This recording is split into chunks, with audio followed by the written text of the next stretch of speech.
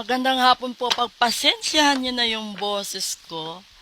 At hindi ako naka-record kahapon kasi kahapon wala talaga akong boses. Okay? So, ito yung health reading natin ngayon. 014. That is episode 014 ngayong Sunday. Ito lang yung magiging health reading natin dahil yung mga susunod na reading is all about love. Especially requested kasi ng mga viewers ko na kung po pwede daw from daily episode down to real talk mamaya is a connection of love advices and readings. So pagbibigyan ko yung mga request ninyo, ito lang yung health reading sa ngayon, okay? So shuffle natin saglit. Intindihin nyo na lang yung boses ko kasi masyadong masyadong maraming reading, masyadong maraming ritual, at sa awa ng Diyos, di pa kasama yung walk-in natin. Kaya siguro, kahit gustuhin man natin magpahinga saglit, no, kahapon hindi talaga ako nakapag-record kasi wala talagang boses. Ngayon, ito, health reading natin, water sign pa din, no. Ito yun eh. Yung mga, siguro masyado lang tayo talagang Cancer, Scorpio, and Pisces. Masyado lang tayong maraming iniisip na parang pakiramdam mo wala ka ng idea na magagawa, pakiramdam mo wala ng pag-asa, pakiramdam mo lumagpas lahat ng opportunities sa buhay mo at parang pinagsarahan ka ng mundo, 'di ba? Pero kung nakakaranas kayo ngayon ng mga sakit, no, sa reproductive organ nyo, sa dibdib ninyo, at doon sa tiyan, 'di ba? Baka naman ito'y bisyo ninyo kung mahilig kayong uminom ng alak or maninigarilyo or minsan siguro nagpapalagpas kayo sa gutom, nalilipasan ng gutom hanggang sa, 'di ba? Kasi kapag yung katawan bugbog sa trabaho, tapos nalilipasan ng gutom, talagang mahihilo ka, tapos magkakaroon ng malfunction yung katawan mo, hindi makaproduce ng tamang oxygen yung utak mo, at the same time, hindi ka talaga makapag-isip kasi maliban kasi sa kalusugan, 'di ba? Namomroblema pa tayo sa finances natin. Worse, sa relationship natin. So, kung tayo isang magulang, yung literal kasi kapag magulang, ang daming iniinda sa katawan eh. Hindi lang sinasabi sa anak. Tapos, di pa kasama yung nahihirapan yung kalooban nila kapag yung problema pa nila is kasama pa yung problema sa mga anak, problema sa finances. Kalimitan hindi talaga yung magulang hindi nagsasalita sa mga anak. So kung kayo naman itong mga anak, you have to be observant enough naman na kahit sabihin natin na hindi naman gaano kayaman, 'di ba? Kasi yung tanging fuel ng magulang or mga mahal natin sa buhay is bigyan natin sila ng oras. Halimbawa, Sunday ngayon, no? Kung nagtatrabaho ka Monday to Saturday, yung Sunday ilaan mo sa mga mahal mo sa buhay. And then, wag mong kalilimutan na kausapin sila araw-araw, kumustahin sila araw-araw. Kaso lang, kung literal na kukumustahin mo ito, hindi ito magsasabi eh. Unless talaga, ikaw na mismo magkusa na ipa-check up sila, ano doon, no? Kung gusto mo pati yung dentist nila, 'di ba?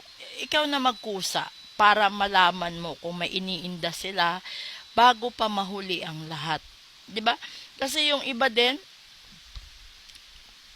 ito mental stress.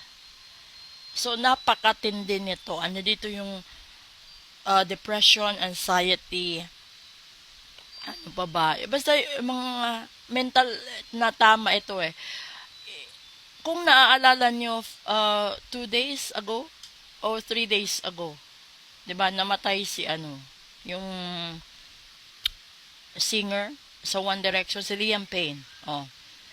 Si Liam Payne is nasasaktan. Hindi siya namumroblema sa pera.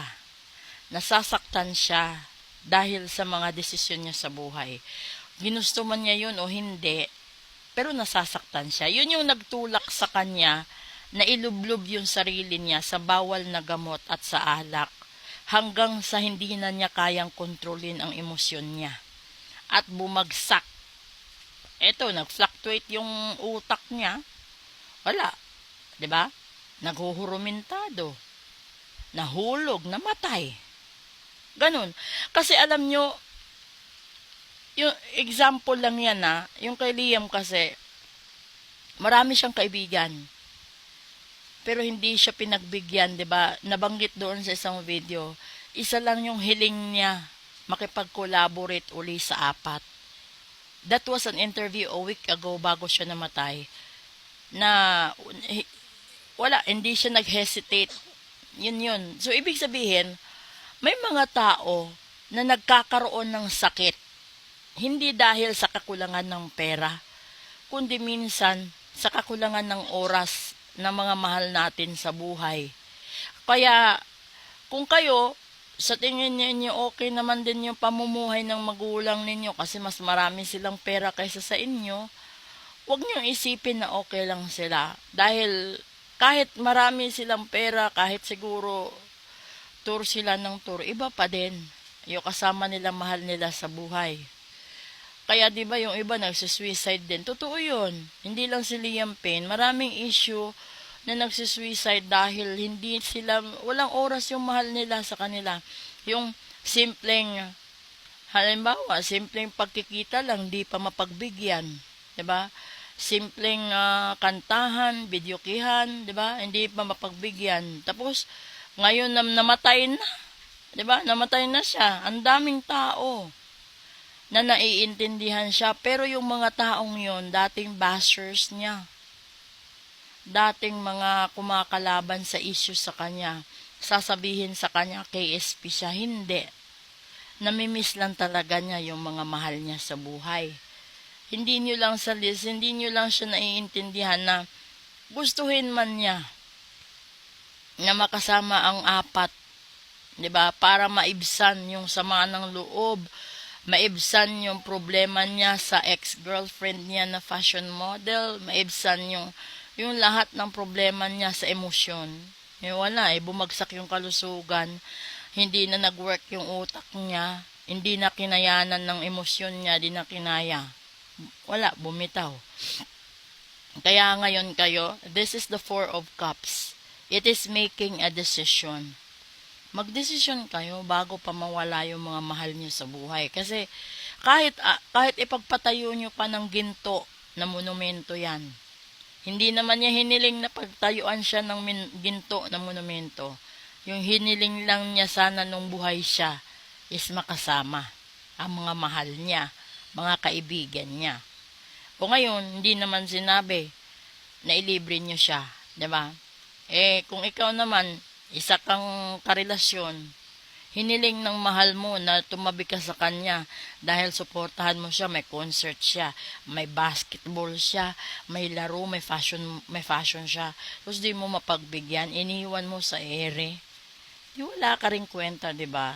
So ganun lang 'yon. Ngayon, wala na, huli na ang lahat, magsisi man ang lahat, huli na, patay na yung tao. Ngayon sa inyo, wag niyo nang antayin na mamatay pa ang mahal niyo sa buhay.